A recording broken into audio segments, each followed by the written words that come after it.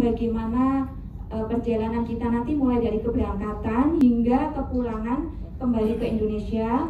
Kemudian tata cara kita berumroh, apa saja yang harus kita lakukan dan apa saja yang tidak boleh kita lakukan. Jadi nanti saya harapkan Bapak Ibu tidak usah malu-malu atau segan apabila ada yang belum jelas ataupun yang ingin ditanyakan. Karena kita insya Allah ustadz-ustadz ini nanti akan menjawab dan akan membantu apa yang menjadi keraguan Bapak dan Ibu.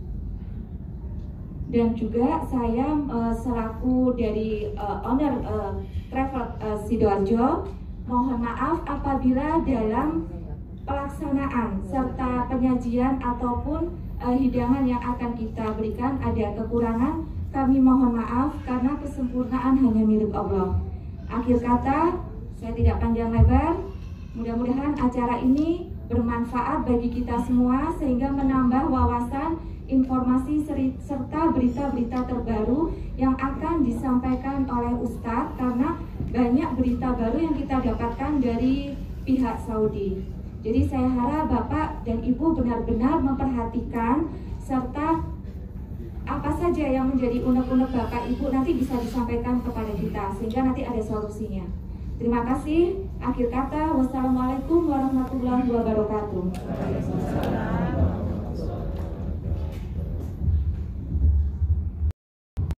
Baik, terima kasih. Tadi demikian cara sambutan dari Ibunda Niken. Kemudian ke acara selanjutnya, yakni terkait fikih daripada pelaksanaan ibadah umroh. Allah Al-Ustadz Luqmanul Hakim, waktu dan tempat dipersilahkan.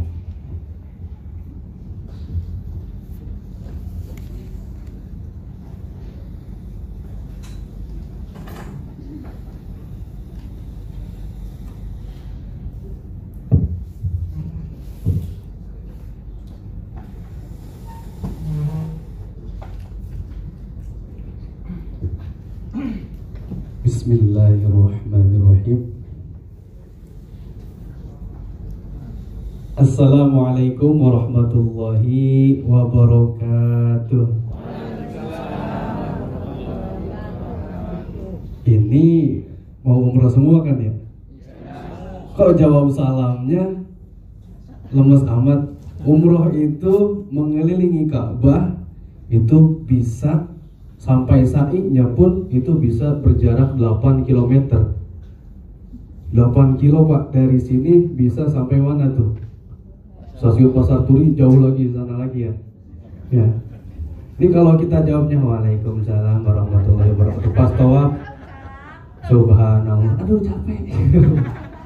Pak Said, Robbing Fir, Warham, aduh kok ngap ya lari gini. Kalau jawab salamnya lemas, nanti sa'inya, tawafnya lemas. Tapi saya doain semuanya ulangi jawab salam ini, karena hakul muslim ala muslim, jawab salam salah satunya. Ini Bapak Ibu semuanya, ketika tawaf semuanya sehat bugar, ketika sa'i sampai 7 kali balikan sampai di mana, di Marwah. Di Marwah itu bisa melihat Ka'bah dan sampai sehat, sampai tahallul di gunting rambutnya, bisa mencapai umroh yang mabrur. Ya, setuju? Ya. Assalamualaikum warahmatullahi wabarakatuh. Masya Allah, alhamdulillah. Ini baru namanya are-are Surabaya, are-are Jawa Timuran semuanya. Ya. Bismillah, alhamdulillahirabbil alamin, wa bihi nasta'inu ala umurid dunya waddin. Wassalatu wassalamu ala asrafil anbiya'i wal mursalin sayyidina wa maulana Muhammadin wa ala alihi wa ashabihi ajma'in. Amma ba'd. Faqad qala Allah Ta'ala fil Qur'anil Karim wa huwa asdaqul qailin. A'udzu billahi minasy syaithanir rajim. Bismillahirrahmanirrahim. Al-hajju ashhurun ma'lumat. Faman farada fihinna al-hajja fala rafatha wala fusuqa wala jidala fil hajj. Al-ayat. Wa qala nabiyuna Muhammadin sallallahu alaihi wasallam, al-umratu ila al-umrati kafaratun lima bainahuma. Para hadirin jamaah umroh Jawa Timur yang saya hormati, khususnya para pimpinan travel, Pak Kiai, mohon maaf ini saya di depan, nyuwun sewu ya. Bukannya lancang, tapi insya Allah saya ditugaskan oleh para pimpinan travel untuk sedikit menjelaskan tentang manasik umroh. Ya, Masya Allah, kenapa kita harus belajar tentang fikih umroh? Saya yakin dan saya sangat tahu bahwa semua jamaah umroh sebelum berangkat, bahkan sudah ada yang niat dari 2020 ini sudah mempelajari, bahkan sudah membaca banyak dan ngaji di para majelisnya, di majelis-majelisnya tentang fikih umroh. Nah, salah satunya Bapak Ibu, man istata'a, syarat dari umroh itu adalah istata'a, yastati'u istita'an, yaitu mampu. Yang pertama, mampu dalam kategori umroh atau haji ini dibagi kepada 3. Yang pertama, mampu dari segi materi. Ya, alhamdulillah Bapak Ibu sudah ada yang bayar lunas semuanya ke travel. Ini alhamdulillah materinya sudah mampu. Yang kedua, mampunya dalam umroh itu ada 4 berarti. Yang kedua, mampu dari segi kesehatan. Ya. Nah, kenapa yang positif dilarang masuk ke Mekah?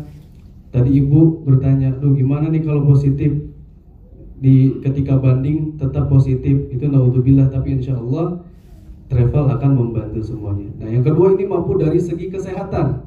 Ya, kalau sehat, ada yang muda tapi kurang sehat, ya tidak mampu berjalan jauh ataupun ngap, ada punya sakit, itu tidak dianjurkan atau tidak diwajibkan untuk umroh. Nah, jadi ada juga yang tua, yang sepuh, mohon maaf, itu fisiknya kuat, badannya sehat, itu kategorinya mampu. Yang ketiga, mampu dalam kategori keamanan, keamanan negara, ya, mampu dalam kategori keamanan. Bapak Ibu, sekarang lagi viral, tuh lagi rame banget di media-media manapun, lagi perang yang namanya di Ukraina, Rusia. Itu umat Islam yang ada di Ukraina itu tidak wajib menunaikan ibadah haji ataupun umroh. Kenapa? Karena dia khawatirkan ketika pesawatnya melintas ada rudal yang nembak. Kalau negaranya aman seperti Indonesia, insya Allah itu kategori mampu. Nah, yang terakhir, mampu yang terakhir, istitoah yang terakhir, yakni istitoah ilmunya, materi ilmunya. Jadi Bapak Ibu, kenapa travel itu sering mengadakan manasik umroh?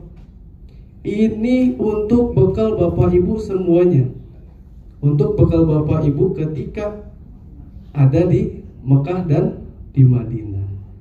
Ya, ini saya sangat berharap ikut sampai akhir nanti, karena ada praktikumnya juga. Jangan sampai Bapak Ibu juga ini ada yang ngantuk. Ya, kenapa? Karena ada cerita seorang murid santri lagi ngaji tentang makanan dobet. Makan dobet itu adalah binatang dobet itu haram dimakan. Dobet itu artinya binatang yang hidup di daratan dan di lautan. Santri itu ketika ngaji tidur Bapak Ibu. Nah, saat dia tidur, dia pas bangun-bangun pahamnya, nggak boleh nih makan antara binatang darat dan binatang air. Akhirnya ketika orang tuanya ngunjungin ke pesantren bawa ayam sama ikan lele, dia bilang sama ibunya, sama bapaknya, "Bu, ini dalam kitab saya ngaji haram, Bu. Gak boleh makan ayam sama makan lele." Kata siapa? Itu dobet. Katanya, kata ustaz saya gak boleh makan ayam, makan binatang yang hidup di darat dan di air secara barengan. Ustaznya lewat. Salah. Hei, ya akhi, bukan gitu.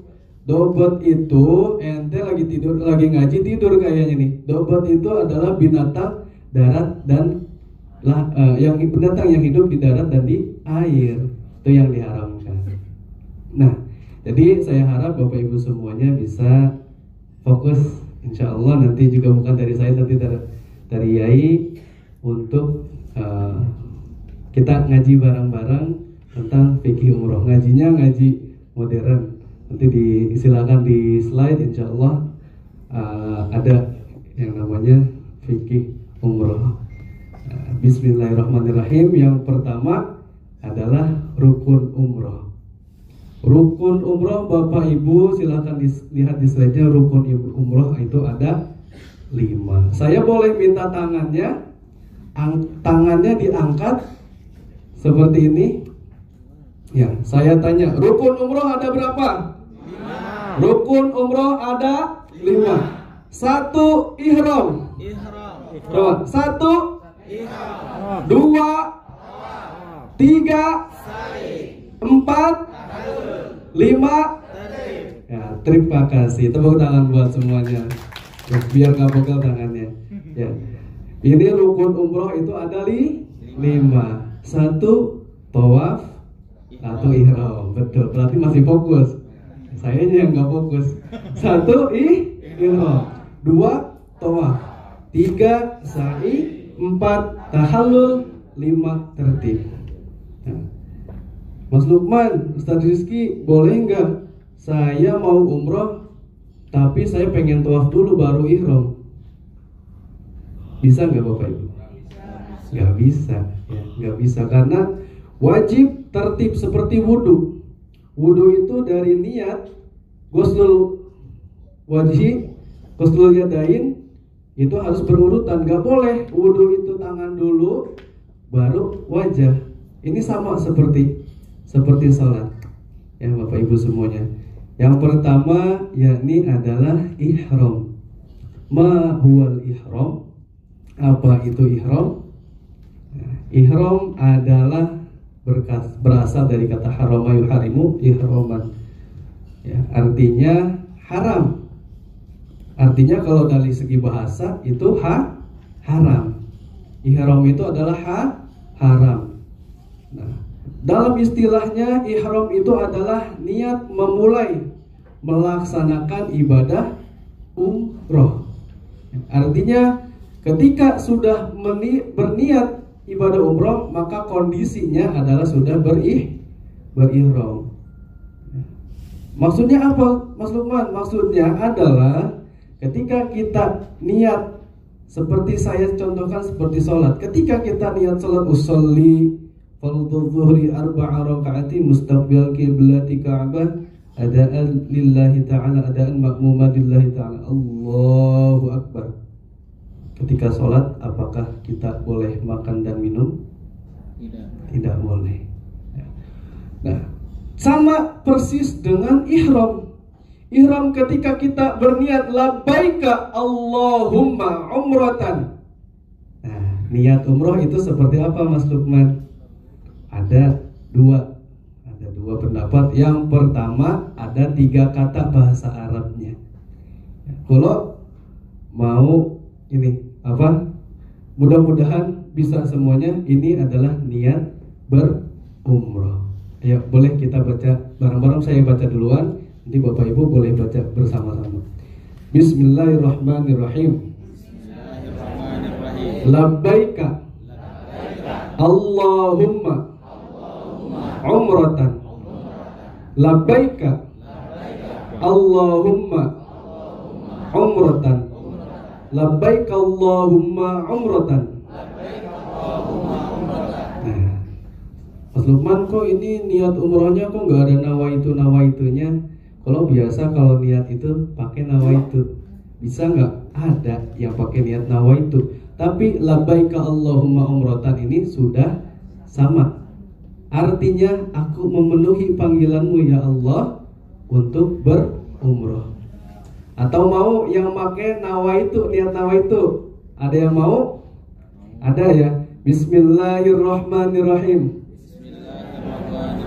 Nawaitul umrata wa ahramtu biha lillahi ta'ala. Saya niat berumrah dan berihram karena Allah Ta'ala. Nah, itu agak panjang. Nawaitul umrata. Coba ulangi. Nawaitul umrata wa ahramtu biha lillahi ta'ala. Nawaitul umrata, bukan umrotan ya. Nawaitul umrata, karena tidak boleh alif lam mim itu di ujungnya tanwin. Itu kaidah apa namanya? Kaidah ininya alatnya, hukum alatnya. Jadi nawaitul umrata wa ahramtu biha lillahi ta'ala. Dan saya ini aja, Mas Lukman, Ustaz Rizky juga makanya gini, labaika Allahumma umratan. Nah, ihram yakni kondisi ketika kita sudah berada di sudah akan memasuki tanah haram. Maksudnya begitu ya. Tanah haram itu apa, Mas Lukman? Tanah haram itu al-Makkatul Mukarramah, tanah haram. Jadi batas-batasan kota-kota Mekah yang sudah ditentukan oleh baginda Rasulullah SAW, itulah tempat kita berniat umroh. Yang pertama itu ada nanti Ustaz, nah gini, semuanya ini kan insya Allah dari Indonesia itu langsung ke Madinah saja, langsung ke Madinah. Nah, dari Madinah itu kita ada 3 hari 4 hari sampai 5 hari ya di Madinah. Setelah di Madinah itu kita akan lanjut ke Mekah ya. Di Madinah itu bagaimana, Ustaz? Nanti di Madinah saya jelaskan setelahnya. Nah, ketika kita berangkat dari Indonesia ke Madinah, dari Madinah kita sudah waktunya untuk umroh. Untuk waktunya umroh, kita ihram, yakni ihramnya di mikot. Mikot makani. Mikot makani sudah ditentukan, Ustaz Rizky ada. Nah, ini yang namanya mikot. Mikot itu batasan-batasan untuk memulai ihram yang sudah ditentukan oleh baginda Rasulullah SAW. Nah, Bapak Ibu semuanya, nanti insya Allah ketika mikot itu, karena tujuannya Madinah awal, jadi mikotnya di Bir Ali, Zulhulaifah atau Bir Ali. Jadi dari Madinah berhenti di Masjid Bir Ali. Nah, itu bentuk masjidnya, Masjid Bir Ali. Nah, berhenti di situ semuanya. Nanti melaksanakan sholat 2 rakaat, sholat sunnah ihram namanya, sholat sunnah ihram. Nah, ketika sudah sholat sunnah ihram, barulah kita berkumpul di masjid itu semua, naik bis. Di bis itu kita baru berniat bareng-bareng. Masih ingat gak niatnya apa? Nah, coba saya ulangi ya, kita bareng-bareng. Niat yang labaika Allahumma umratan. Nah, di sini ketika Bapak Ibu sudah melafalkan niat umroh ini, Bapak Ibu sudah dalam keadaan ihram. Ada nanti di depan yang namanya larangan-larangan setelah ihram. Nah, kita lanjut. Ketika dalam kondisi ihram, Bapak Ibu, ini yang mikot. Jadi ketika di mikot, di atas bis, di Masjid Yalamlam, di Masjid Bir Ali, ini Bapak Ibu semuanya sudah sudah berihram kondisinya. Ini ada yang namanya sunnah-sunnah sebelum berniat atau sunnah-sunnah dalam keadaan sebelum ihram ya, sebelum ihram. Yang pertama itu disunahkan memendekkan rambut untuk laki-laki, kalau perempuan nggak usah. Ya, jadi Bapak Ibu sebelum berangkat, Bapak-bapak khususnya rapikan dulu. Rapikan dulu. Kenapa? Karena kita akan menghadap Allah, akan menghadap Ilahi. Masa kita cuman ke mall aja, masa kita lebaran aja kita dicukur. Lebaran kita dicukur, mau kondangan kita dicukur, mau hajatan kita dicukur. Tapi ini ketika kita mau menghadap Allah, ketika kita mau memenuhi panggilan Allah. Nah, Bapak Ibu ini harus sadar, Bapak Ibu adalah orang-orang yang terpilih. Adik-adik semuanya adalah orang-orang yang terpilih oleh Allah. Kenapa? Karena Allah itu ketika kita dilahirkan, Allah itu memanggil kita, labbaik Allah, hai fulan, ayo umroh ke rumahku, ke Baitullah, kata Allah. Nah, di sini makanya ibu bapak adalah orang-orang yang terpilih untuk menunaikan ibadah. Banyak orang yang punya jabatan, orang-orang yang punya harta, tapi tidak berkenan, tidak ada ketukan hatinya untuk melaksanakan ibadah haji atau umroh. Makanya saya alhamdulillah banget Bapak Ibu semua di sini adalah orang-orang yang terpilih untuk bisa melaksanakan umroh. Makanya persiapkan dari sebelum keberangkatan, kita bersihkan hati kita, bersihkan badan jasmani kita. Karena apa? Karena kita akan mengunjungi rumah Allah, Baitullah, rumah kekasih Allah di Madinah, makamnya Nabi Muhammad Sallallahu Alaihi Wasallam. Masa kita mau ketemu Nabi Muhammad, mau ketemu sama rumah Allah, rambut kita rambut yang kayak gini, maksudnya yang seperti ini kita tidak rapihkan gitu. Ibu-ibu pakaiannya masa pakaian yang bekas 2 tahun lalu, dirapihkan semuanya ya. Insya Allah. Yang pertama memendekkan rambut, yang kedua memotong kuku. Ini sunnah, jadi persiapkan aja. Kalau enggak beli aja di Madinah, banyak gunting kuku nanti. Ya, niatkan ketika belanja di Madinah, saya niat untuk memakmurkan ahlul Madinah. Karena apa? Karena Rasulullah itu orang Madinah itu kaum Ansor itu yang menyambut Rasulullah ketika hijrah. Ya, kaum muhajirin itu disambut oleh kaum Ansor sangat-sangat baik, diberi tempat tinggal, diberi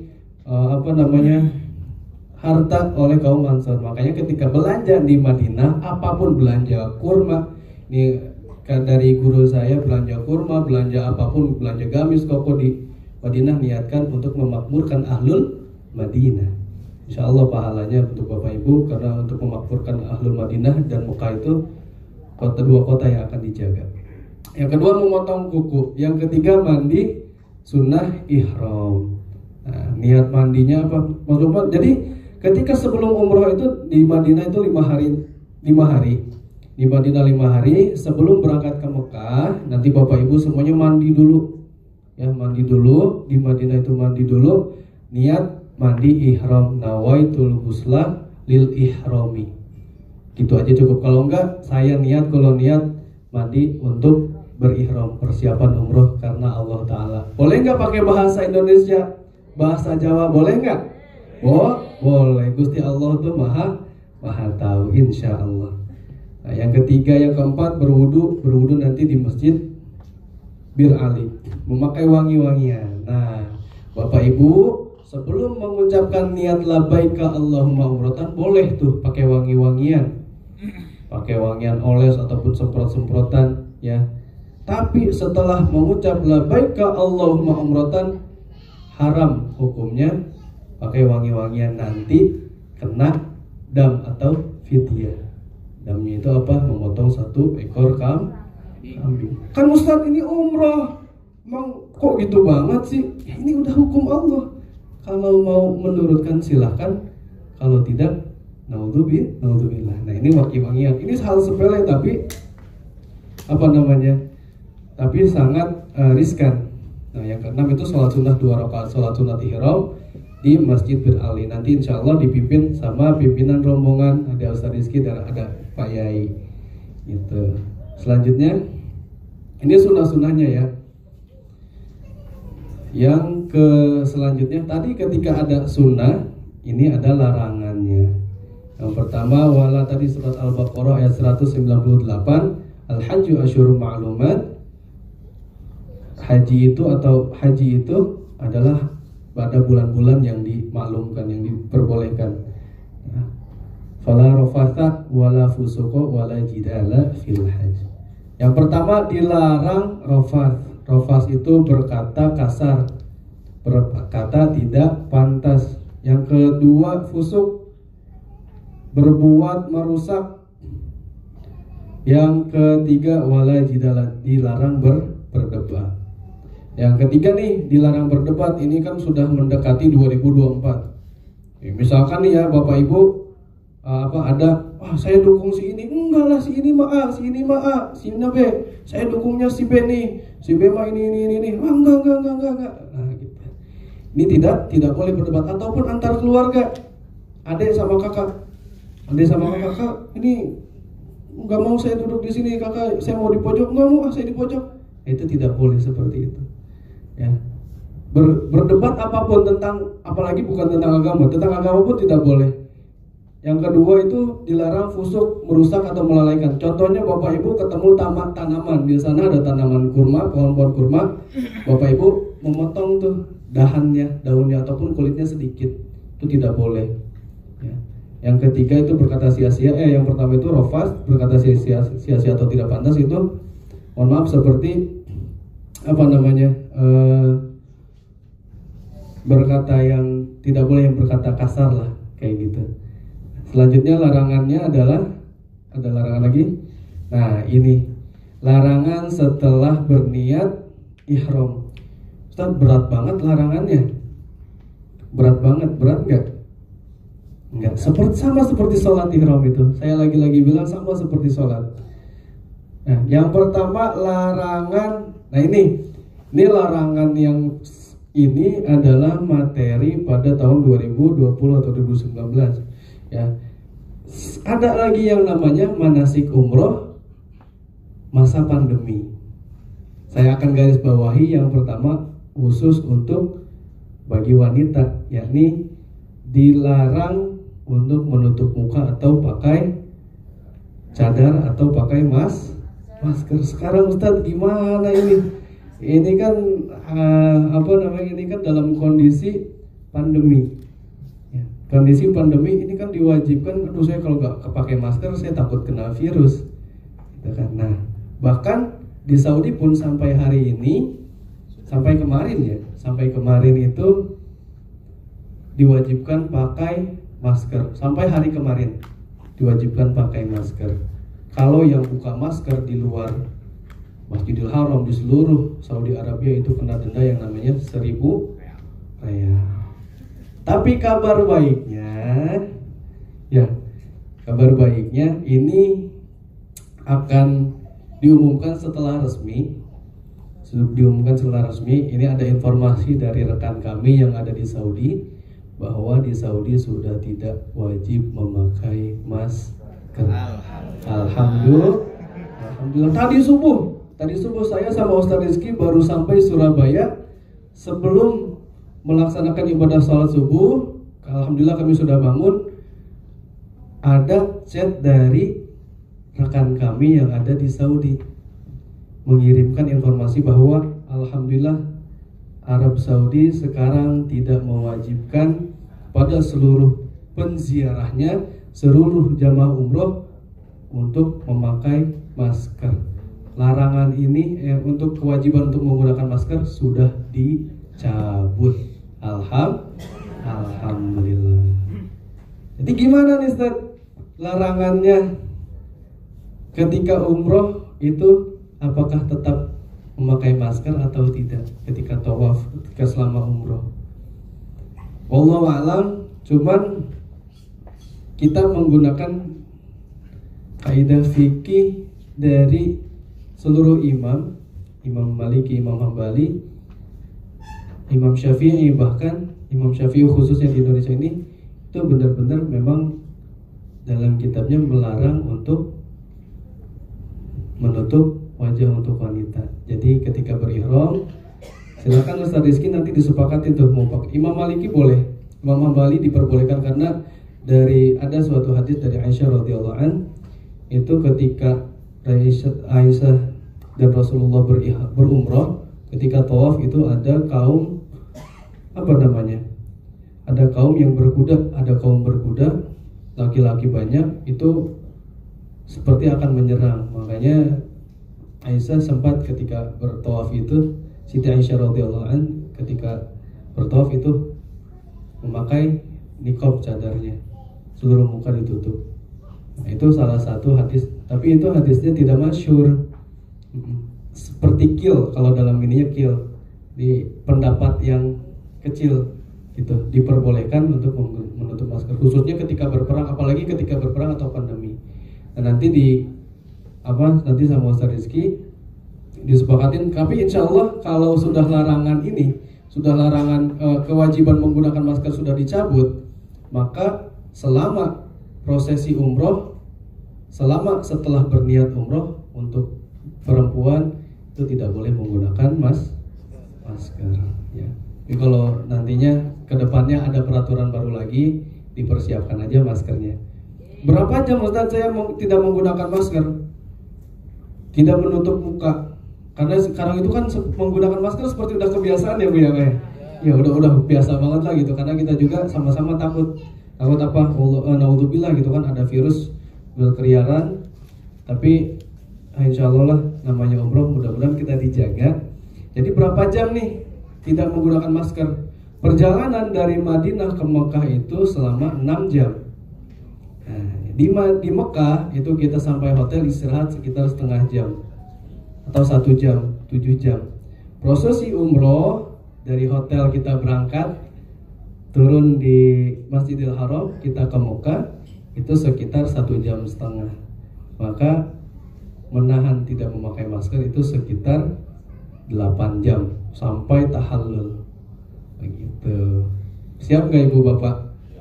Siap nggak Bapak ya? Karena ini memang alhamdulillah wajib maskernya sudah dilarang, daripada pakai masker terus kan memang menjaga, tapi alhamdulillah karena ini dilarang, insya Allah tidak apa-apa. Nah, larangan yang kedua, berkaos tangan. Mohon maaf, berkaos tangan itu untuk perempuan tidak boleh menggunakan kaos tangan yang menutupi telapak tangannya. Ya, jadi ketika sudah berniat labbaik Allahumma umratan, itu tidak boleh yang menutup langsung ya Ibu Bapak ya. Kalau yang misalkan yang kerudungnya panjang menutup itu tidak apa-apa. Sarung tangan yang menutup telapak tangan langsung itu seperti sholat, kan dilarang kalau untuk ketutup karena menghalangi tempat sujud. Itu khusus untuk pria dilarang memakai pakaian berjahit. Makanya bapak-bapak ini wajib menggunakan yang namanya kain ihram. Sudah dapat semuanya, Bapak? Belum? Waduh, belum lunas sekali. Nanti setelah ini insya Allah dibagikan nanti ke travel masing-masing ya. Jangan ke saya juga nggak bawa ini. Nah, ini dilarang menggunakan pakaian berjahit. Pakaian berjahit itu seperti apa? Ya seperti ini. Pakaian yang di clean itu di ada bekas jahitannya. Ada jahitannya. Yang kedua, memakai sepatu itu atau tidak boleh menutup mata kaki. Ya, kaki sampai mata kaki ini tidak boleh ditutup. Jadi bapak-bapak wajib bawa sendal. Pakai sendal aja, Pak, pakai sendal gunung. Nanti kan buat ziarah nanti ke Gunung Uhud. Nah, ini tidak boleh menggunakan sepatu. Kaos kaki boleh nggak? Sama, tidak boleh. Yang ketiga, menutup kepala. Jadi pecinya dilepas semuanya. Selain peci, ada nggak yang bisa menutup kepala? Ada, kain ihram. Misalkan di sana ketika panas nih, bapak-bapak, ibu-ibu, atau dingin di bus, dingin di luar panas, aduh dingin banget nih. Saya kerudung mau tidur di bus karena perjalanan ke Mekah itu kan 6 jam. Dia tidur, tutup lah tuh kepalanya. Nah, itu tidak boleh. Kalau ada yang menutup kepalanya kena dam tidak boleh. Nah, saya nggak sengaja, Ustaz. Saya nggak sengaja, Ustaz Rizky. saya lupa nih. Duh, gimana ya Ustaz Rizky? Karena sudah diingatkan yang namanya menutup kepala itu tidak boleh, tetap saja akan kena dam seperti itu. Larangan yang lainnya memakai wangi-wangian. Nah, tadi kan sunnah ya, memakai wangi-wangian, memotong kuku itu sunnah. Setelah berniat umroh itu dilarang, sama sekali dilarang. Contohnya, mohon maaf Bapak Ibu, potong kuku tuh pokoknya harus bersih. Harus bersih sampai kulit-kulitnya. Kenapa? Kadang kita iseng. Isengnya apa? Ketika di perjalanan 6 jam di bus, kita gatal nih kuku. Digaruk-garuk, pocel, cek, ya kulitnya terkelupas. Itu namanya haram, itu dilarang. Itu akan kena dam. Saya nggak ada yang tahu. Nggak ada yang tahu, ini saya doang yang tahu. Tapi ingat, Allah yang maha tahu. Harus jujur kalau kayak gitu. Aduh, saya nih nggak sengaja nih potong kulit. Ada kulit-kulit nih. Biasanya ada kulit-kulit yang akan terkelupas. Jadi tidak disengaja kita ketika sudah umroh, sudah ihram, itu dikelupasin, itu tidak boleh. Yang ketiga, mencukur rambut. Nah, jadi intinya memotong kuku, memotong wangi-wangian itu sebelum berangkat ihram. Mencukur rambut, mencukur kumis, mencabut bulu. Nah, bercumbu, bertengkar, mencabut atau merusak tanaman, berburu binatang. Nah, untuk mencabut bulu ini tidak boleh. Bercumbu, mohon maaf untuk Bapak Ibu semuanya yang suami istri, tidak boleh nanti setelah ihram itu berdekatan.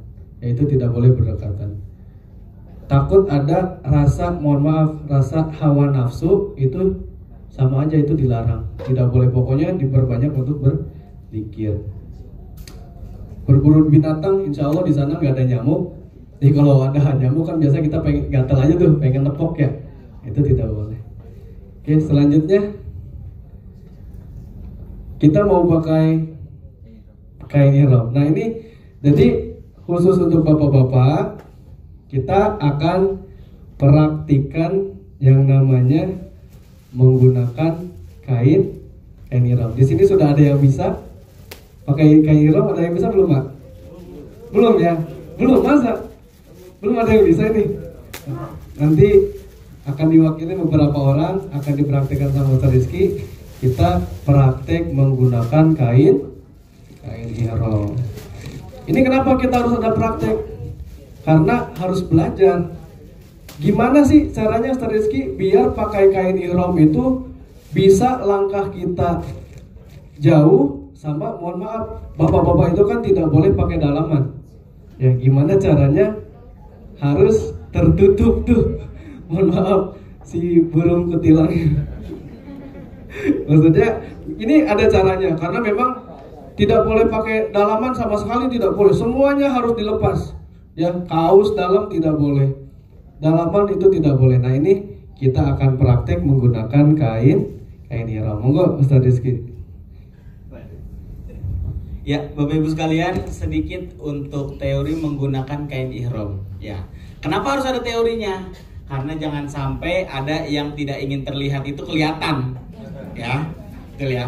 Nah, uniknya pakaian ihram ini tidak boleh ada yang berjahit. Artinya apa? Celana dalam tidak boleh kita pakai.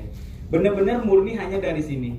Makanya akan banyak nanti opsi atau pilihan pengenaan kain ihram agar yang tidak ingin terlihat itu bisa tetap terjaga. Jadi seperti apa? Salah satu caranya, kita punya dua helai kain ihram. Satu akan digunakan layaknya kita ngenakan sarung. Saya yakin orang-orang Jawa Timur ini udah jago lah ngenain sarungnya. Pasti akan kenceng gitu kan. Tapi kan kalau sarung itu bolong ya. Sedangkan ini mah satu helai aja. Nah, nanti gimana? Mungkin akan ada banyak teori-teorinya. Yang saya gunakan ini insya Allah yang salah satu yang termudahnya. Ini ada satu kita gunakan untuk layaknya sarung. Kemudian yang kedua kita gunakan layaknya selendang untuk menutupi salah satu pundak kita. Baik, mohon diperhatikan. Ini ada dua. Nanti kalau diperhatikan ada yang lebih tebal, ada yang lebih tipis. Silakan disesuaikan. Kalau memang mau di area bawahnya lebih tebal, biasanya bagian pundaknya ini akan gampang dingin karena kan kita di bus itu AC selama 8 jam perjalanan dari Madinah ya, itu akan lumayan. Kalau saya menyarankan itu yang tipis di bagian bawah saja, agar nanti yang tebelnya itu untuk kita area pundak, jangan sampai menutupi area kepala. Kenapa tidak boleh menutupi kepala, termasuk peci, termasuk kain ihram. Baik, mohon izin Bapak. Ya. Untuk mengenakan kain ihram dari dua helai ini mohon izin. Ya. Ini helai pertama. Nanti bapak-bapak mungkin saya random akan saya panggil untuk nyontohin. Udah ada yang pernah, nah bapak nih, saya yakin bapak udah pernah berangkat kayaknya.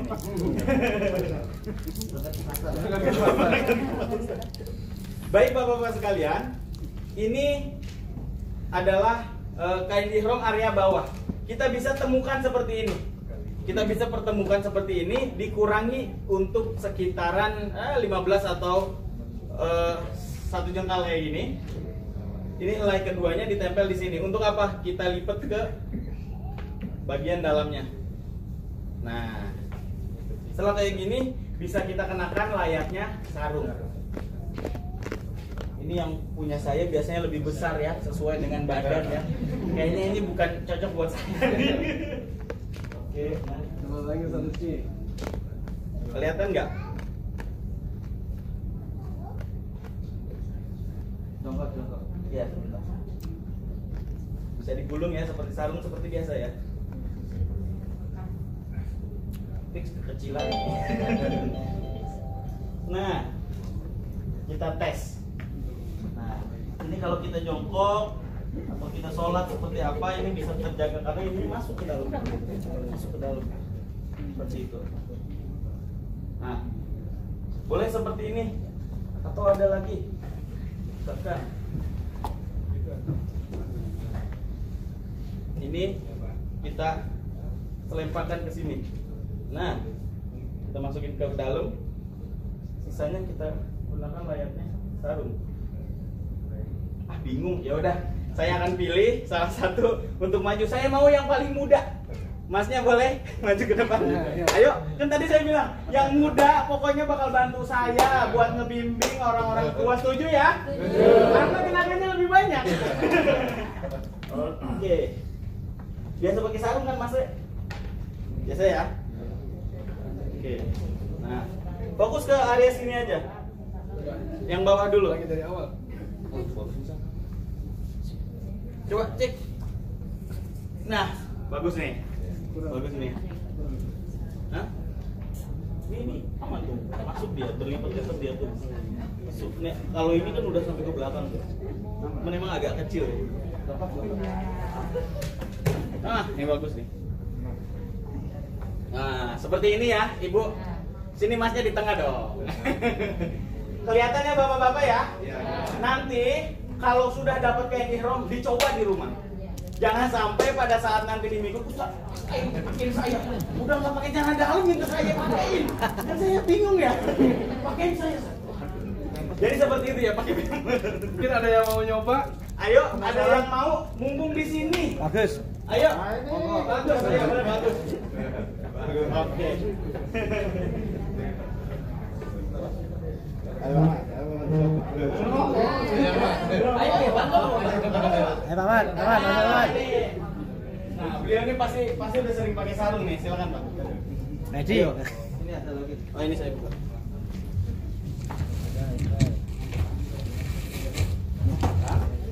Oke. Boleh digabung dulu gitu. Nah. Nah, itu boleh.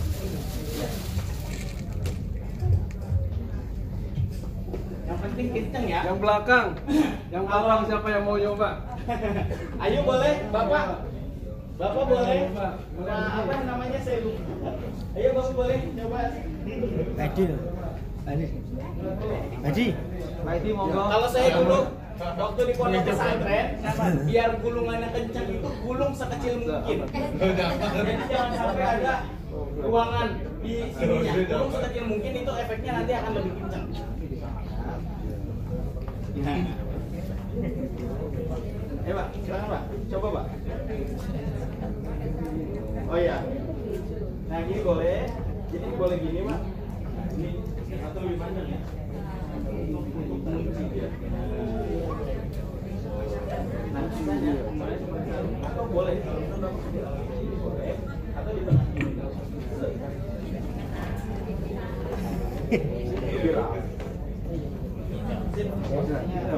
Mantap. Nah, bagian boleh. Betul.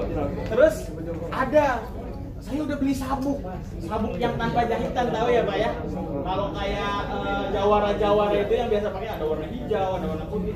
Boleh nggak dipakai? Kalau sudah ada silahkan dipakai. Itu akan sangat membantu. Kalau pakai itu nggak perlu digulung. Jadi hanya dilipat, langsung pakai sabuknya, sisanya ditutupin ke sabuknya. Nah. Coba, ayo Pak, ngangkat Pak, Pak.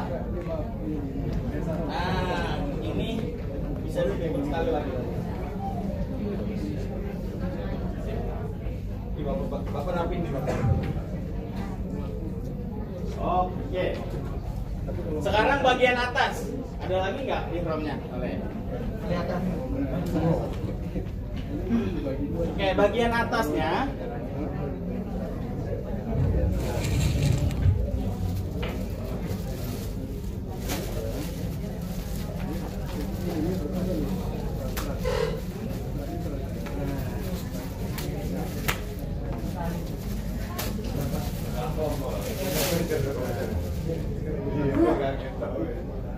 Ya. Nah, jangan dilepas dulu. Kita coba untuk bagian atas. Yang pundak sebelah kanan itu harus terbuka. Pundak sebelah kanan harus terbuka.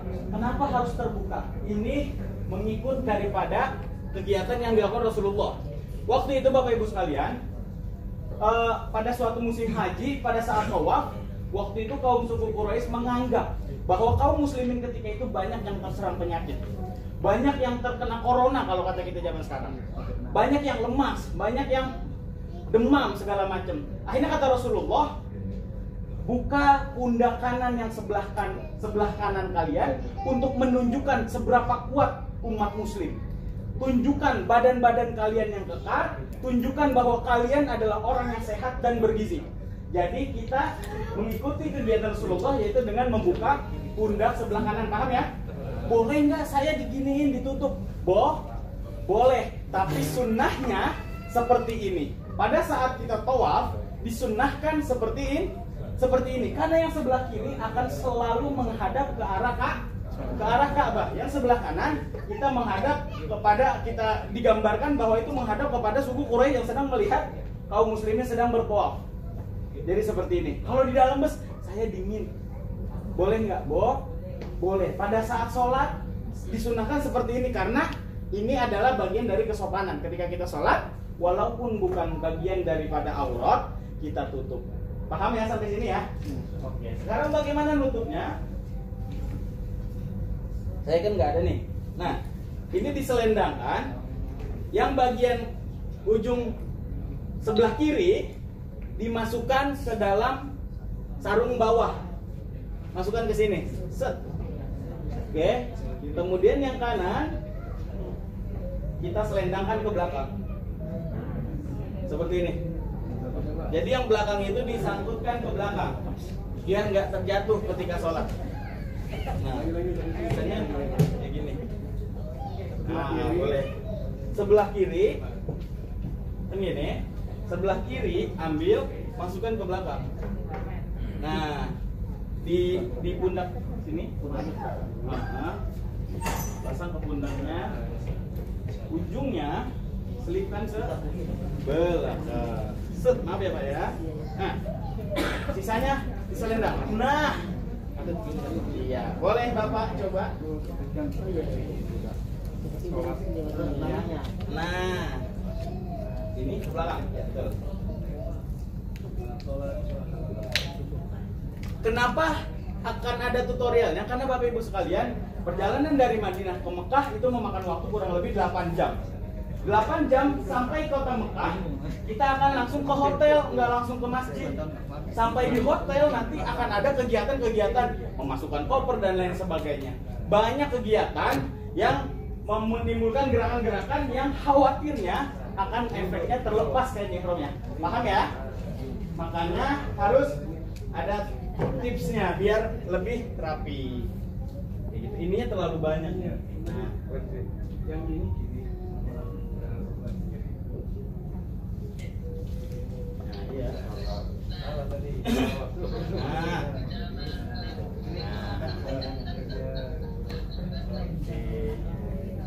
Nah, ini tuh.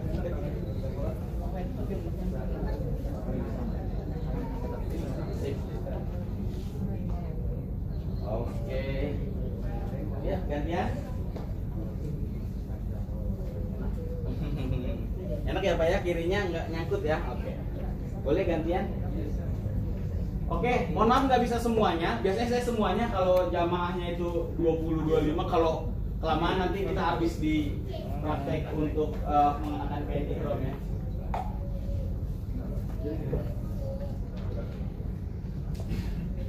Oke. Nah, gini. Iya. Kami coba tangan kirinya diangkat, kirinya. Nah, ini nanti gini aja. Nah. Ya, kalau begitu. Oke, boleh gantian. Yang jujur ya. Sudah. Bawahnya boleh selesai dilepas dulu. Oke.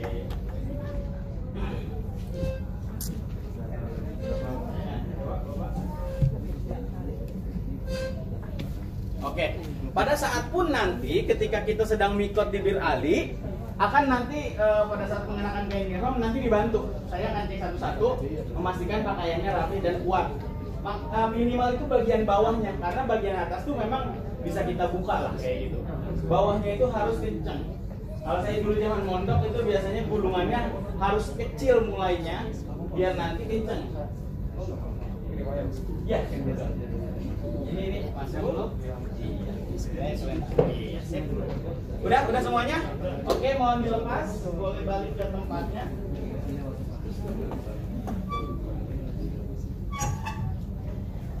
Jangan sampai lupa Bapak Ibu sekalian larangan ihram. Saya ulas sedikit ya.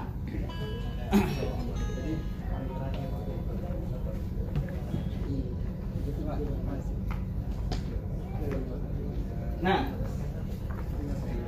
larangan ihram. Saya mau kasih analogi, kok banyak sih larangannya itu ketika kita ihram. Kok banyak sih kita ada larangan ketika kita ihram? Sebenarnya ini bukan banyak Bapak Ibu sekalian. Ketika kita takbir Allahu Akbar untuk sholat, maka kita tidak boleh berbicara, kita tidak boleh bergerak di luar gerakan sholat lebih dari 3 kali. Kemudian melakukan hal-hal, bahkan niat pun dijaga. Begitupun pada saat kita berihram. Di sini adalah proses pencucian dosa-dosa kita. Di sini adalah proses bagaimana dosa-dosa kita dibakar, dilebur sampai habis. Pada saat nanti kita tahallul, kita seperti bayi yang baru lahir. Persis kata-katanya seperti bayi yang baru lahir. Itulah kata yang dikutip oleh Rasulullah SAW. Layaknya kita di mesin laundry. Sekali lagi, di mesin laundry. Coba ibu-ibu bayangkan, ada sebuah promo di sebuah perusahaan laundry. Laundry, cuci, setrika, Rp1.000 per kilo. Kira-kira ibu tertarik nggak? Kira-kira ibu kalau nyuci laundry 1 kilonya Rp1.000, tertarik nggak yang biasa laundry? Sangat tertarik. Oh, ini promo. Itu juga yang dilakukan pada saat kita umroh.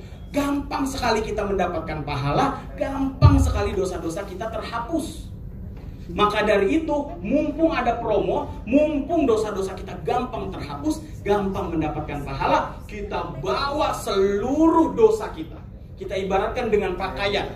Kita bawa seluruh pakaian kita yang kotor. Bahkan yang bersih yang masih dipakai pun kita buka untuk kita cuci. Tujuannya apa? Pada saat di laundry dan bersih, semua sudah wangi, semua sudah bersih. Begitupun pada saat kita umroh. Semua dosa-dosa kita kumpulkan, kita hadapkan kepada Allah pada saat kita tawaf. Kita hadapkan kepada Allah, kita adukan, ya Allah, saya pernah melawan orang tua saya. Saya pernah nggak nurut sama orang tua saya. Saya pernah mengambil uang SPP orang tua saya, contohnya. Itu semua kita bawa sehingga kita cuci. Makanya Bapak Ibu sekalian mohon maaf, kita dilarang memotong kuku. Memastikan bahwa tidak ada bagian dari tubuh kita yang tidak tercuci bersih daripada dosa-dosa kita. Kemudian kita tidak boleh menyukur rambut. Nggak boleh ada rambut yang dengan sengaja copot setelah kita niat berihram. Tujuannya apa? Seluruh bagian dari tubuh kita dicuci bersih. Kita kembali dan bertahalul dalam kondisi seperti bayi yang baru dilahirkan. Itu adalah esensi daripada larangan-larangan ini semua. Memakai pakaian berjahit. Karena ini adalah sebuah duplikasi daripada perjalanan kematian, Bapak Ibu sekalian. Adakah ketika kita dimakamkan kita menggunakan pakaian yang berjahit? Adakah ketika kita dimakamkan kita menggunakan seragam kebanggaan kita? Seragam PNS, seragam TNI? Gak ada. Gak ada. Cuma helai kain kafan. Cuma helai kain kafan. Bahkan tiker untuk menghalangi tanah pun dibawa pulang. Apa yang dibawa? Gak ada, Bapak Ibu sekalian. Itu adalah sebuah gambaran simulasi kita melakukan perjalanan wafat. Kita akan diadili mana dosa kita, mana pahala kita. Bedanya di sini, dosa akan dihapus, pahala akan ditambah dengan mudahnya. Mungkin Bapak Ibu sekalian tahu, ketika kita sholat pahalanya 100.000 kali lipat. 100.000 kali lipat itu bukan angka yang sedikit. Ketika kita di Madinah 50.000 kali lipat. Bukan angka yang sedikit, Masya Allah. Karena Islam itu mudah bagi orang yang mau, yang rindu dan yakin. Setuju Bapak Ibu sekalian? Baik, menutup kepala. Karena biasanya titel jabatan ditaruh di kepala, setuju? Topi baret merah berarti Kopassus. Raja menggunakan mahkota dengan emas berarti dia punya kuasa.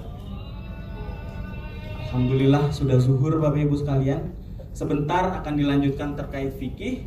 Kita sholat zuhur berjamaah, kita makan siang, kita kembali untuk praktik sambil mengelilingi Ka'bah. Bapak Ibu sekalian, Ka'bah di sana secara bentuk nggak ada bedanya sama di sini. Apa yang membedakan? Hati dan keimanan kita. Kalau kita melihat ini, tapi hati kita nggak terbawa, akan terlihat pada saat nanti kita praktik. Padahal di sana pun hanya sebuah kotak, tapi itu sebuah lambang kesatuan. Arah kiblat kita melambangkan ketakwaan kita kepada Allah. Jadi saya harap pada saat nanti praktik, insya Allah kita bersama-sama itu semuanya dengan membawa hatinya. Seperti tadi, ikhlas, cerdas, sukses. Baik, ini baru tawaf. Lanjut Ustaz.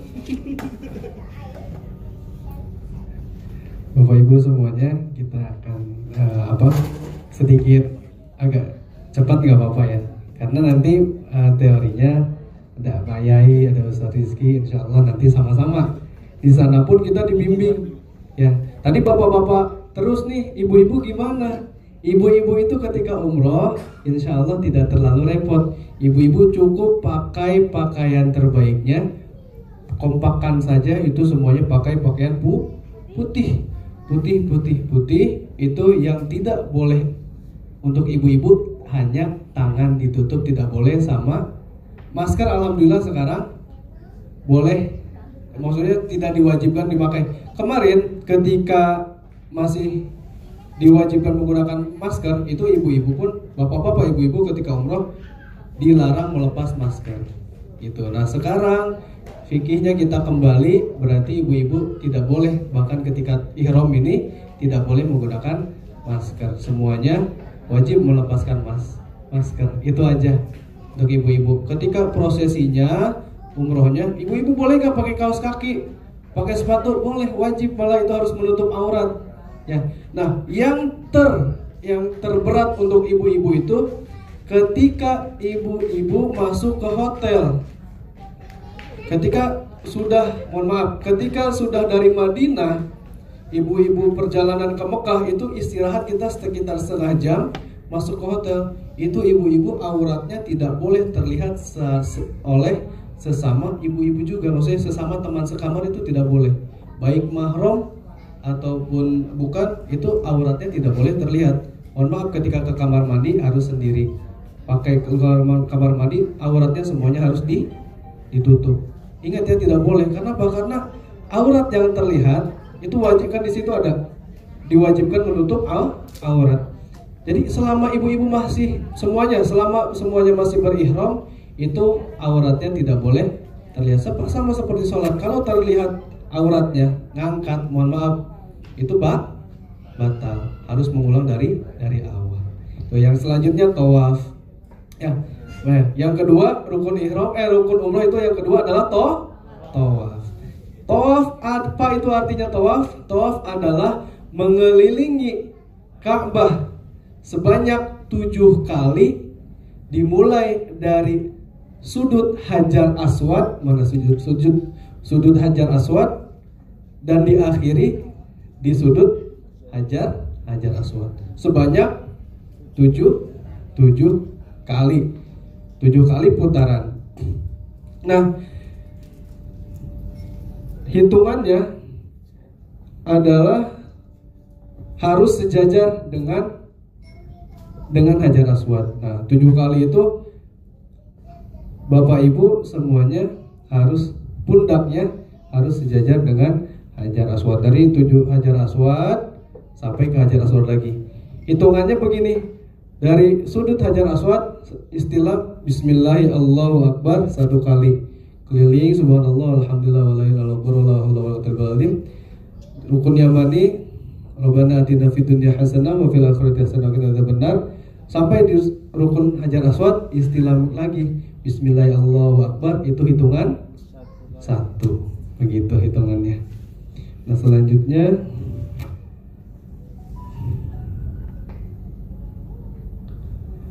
syarat sah tawaf.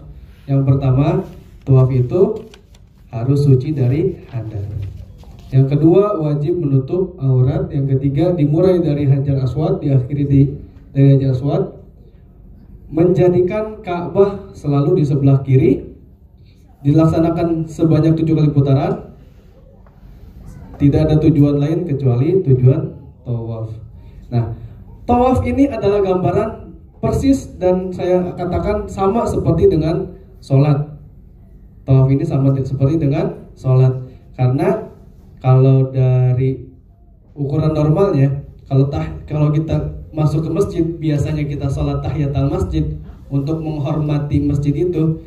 Kalau di Mekah itu nggak ada yang namanya tahiyatul masjid, yang ada yaitu tawaf sunnah untuk menghormati Masjidil Haram. Nah, yang pertama, suci dari hadas. Bapak Ibu wajib yang namanya punya wudhu, ya, wajib yang namanya punya wudhu. Kalau tiba-tiba, mohon maaf Bapak Ibu, di tengah putaran itu ada hal yang membatalkan wudhunya, ya, ada hal yang membatalkan wudhunya, mohon maaf, salah satunya yang tergampang adalah keluar angin, ya, keluar angin atau mohon maaf kentut. Itu di putaran ketiga. Itu gimana, Ustaz? Itu apakah harus dilanjutkan atau diulang lagi? Itu Bapak Ibu batal tawafnya di putaran tersebut. Bukan berarti batal tawaf dari awal. Jadi Bapak Ibu sudah, mohon maaf saya jelaskan agak cepat. Bapak Ibu sudah tawaf 3 kali. Nah, pertemuan ketiga itu sudah sampai rukun Hajar Aswad, itu sudah hitungan 3. Nah, mulai lagi nih dari Hajar Aswad, istilah Bismillah Allahu Akbar. Di tengah-tengah ibu bapak, mohon maaf, kerasa pengen kentut. Nah, akhirnya kentut. Ibu bapak, hitungan keempatnya itu tidak dihitung, itu batal. Yang tiganya bagaimana? Yang tiganya tetap hitungan bapak ibu itu nanti wudhu lagi, wudhunya gimana Ustaz? Nah nanti wudhunya akan diajarin itu gini. Nanti Bapak Ibu nggak tahu dari travelnya itu ada dikasih spray gak sih ya, semprotan. Jadi botol yang buat spray gitu. Nanti diisi air suci gitu, ditaruh di tas. Kalau ada yang membatalkan wudhu, di wudhunya nanti ke pinggir dulu, wudhu sendiri begitu. Waduh, rame kayak gini wudhu sendiri gimana ya? Bingung nggak? Tapi yang saya alamin, insya Allah karena gini, Bapak Ibu kan diistirahatkan dulu tuh selama 1 jam di hotel, ya. Jadi insya Allah tidak akan, pokoknya semuanya harus buang hajat dulu, buang keperluan dulu itu dipersiapkan, gitu. Nah, ini kalau yang kentut. Nah, kalau semisalkan saya bersentuhan dengan yang tidak muhrim, bagaimana ini? Begini sebenarnya cukup panjang, tapi begini nanti penjelasannya ada Pak Yai, ada Ustaz Rizky.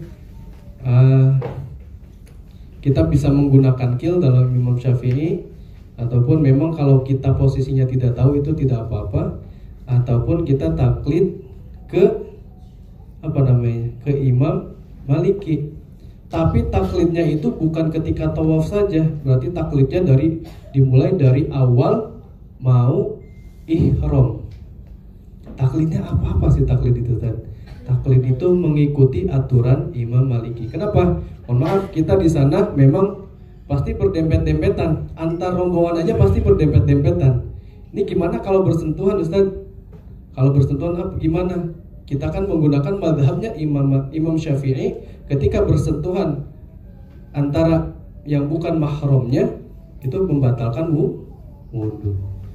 Nah, kita ambil saja simpelnya, saya ambil contoh, ambil pendapat dari Imam Fikih, itu Imam Maliki, yang mana ketika bersentuhan yang bukan mahramnya tapi tidak menggunakan hawa nafsu atau tidak disengaja, itu tidak membatalkan. Ada pendapatnya, ada. Nanti di kitabnya dibuka, insya Allah nanti ya, dibuka kitabnya ada. Nah, itu masyhur gak Ustaz? Sahih gak? Insya Allah sahih. Saya juga dapat dari guru saya ketika saya ngaji, ketika saya kuliah juga ada pemahaman yang namanya Imam Malik itu tidak membatalkan wudhu kecuali ada hawa nafsu di situnya, sengaja. Jadi misalkan suami istri ini ketika tawaf pegangan, aduh pengen buru-buru ke kamar, pegangan pakai hawa nafsu, itu baru membatalkan. Nah, gimana dari awal taklidnya? Jadi saya singkat saja, taklidnya saya awal ini Imam Maliki memang yang membatalkannya berat, tapi yang prosesnya pun berat. Prosesnya itu seperti apa, Ustaz? Prosesnya adalah ketika wudhunya, ya ini kita ambil yang membatalkan wudhu, berarti wudhunya kita menggunakan wudhunya Imam Syafi'i. Kalau kita wudhunya wudhunya wudhu Imam Maliki. Kalau kita wudhunya Imam Syafi'i, otomatis yang membatalkannya pun Imam Syafi'i. Kita wudhunya Imam Maliki, tapi yang membatalkannya pun pendapat Imam Maliki. Wudhunya seperti apa? Wudhunya Imam Maliki itu, yang membedakan wudhunya Imam Syafi'i dan Imam Maliki tidak jauh beda. Cuman Imam Syafi'i itu ketika wudhu, mohon maaf, ketika mencuci wajah, ini kan wajahnya aja, mohon maaf nih. Nanti dipraktikkan sama Ustaz Rizky. Dari wajah, kalau Imam Syafi'i kan wajah aja. Itu. Kalau Imam Maliki seluruh wajah nih, dari rambut wajah ini, nawaitul wudu'a li rafil hadatsil asghari fadlillahi ta'ala, sampai ke sini, sampai ke bawah tenggorokan. Ibu-ibu, bapak-bapak semuanya sama. Ini wajahnya, jadi seluruhnya. Bedanya sedikit doang. Cuman Imam Syafi'i kan seperti ini aja sah ya. Kalau Imam Maliki harus lebih melebihi. Yang kedua, tangan. Kalau Imam Syafi'i sampai siku-siku saja sudah sah. Ya, sudah sah wudhunya. Kalau Imam Maliki harus dilebihi dari sikunya. Wajib ini. Jadi wudhunya itu, kalau Imam Syafi'i sampai sini aja sah nih. Ya. Ya di Safina juga ada. Kalau Imam Maliki ini harus lebih dari siku. Jadi Bapak Ibu, wudhunya harus lebih dari siku. Yang kedua rambut, Imam Syafi'i